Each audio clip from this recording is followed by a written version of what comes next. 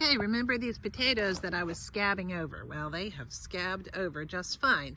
And they need to be planted, and I am out of town, or out of time, and I want to get these in the ground. So I'm actually going to do a little experiment with a sort of a Ruth Stout method of planting these.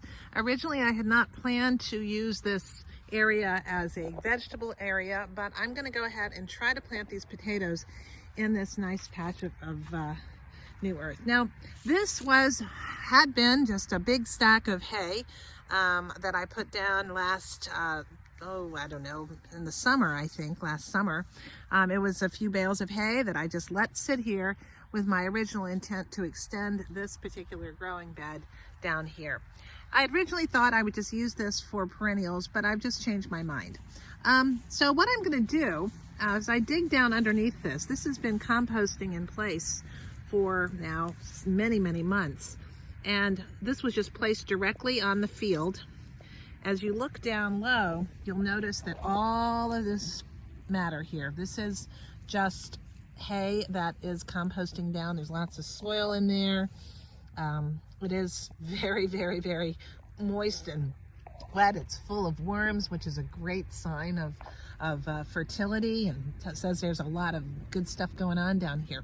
So I am actually going to attempt to just place these potatoes in this area, and I'm going to then fill them up with this hay, and I'm going to put some new hay on top. So I have a lot of hay matter on this, and I'm going to attempt to grow some potatoes.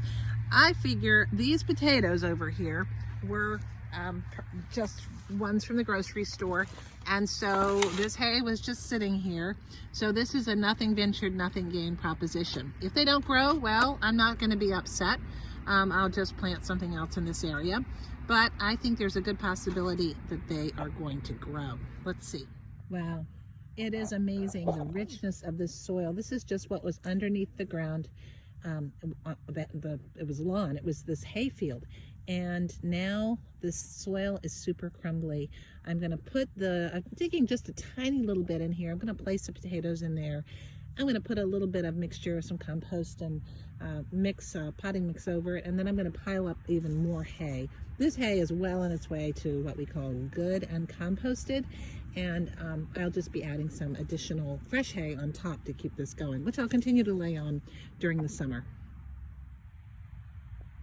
Here I'm just adding a little bit of compost and stuff just to loosen it up and get it going down there. Here's my chitted and scabbed over potato. I'm going to put the scab side, I'm going to put the chitted side up. So I'll get like 1, 2, 3 sprouts that will produce a potato plant, and that potato plant, Gary Bender, this is for you, will produce several potatoes off of it. What I'll continue to do is just continue piling up the straw. Little worm, I won't disturb you for long. I'm planting the potatoes about a foot apart. To mark where my rows are, I'm just poking in some of these. These are just old flower stalks that I am going to put in the ground just to mark roughly where the rows are, so I know exactly where to look.